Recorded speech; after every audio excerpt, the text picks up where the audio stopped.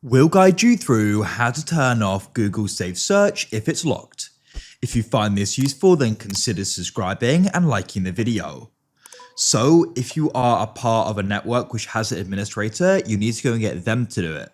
But if you're just using your own Wi-Fi and you're getting this, we'll guide you through how you can go about it.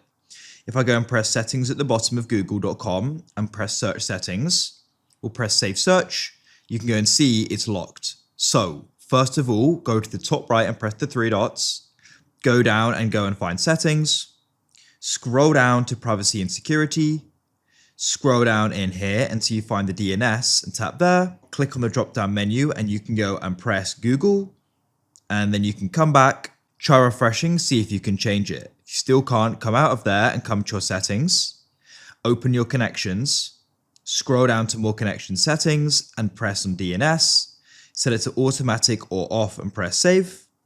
We'll then come and return and we'll go and refresh. And now I'm able to go and turn it off. Leave a like if you found this useful.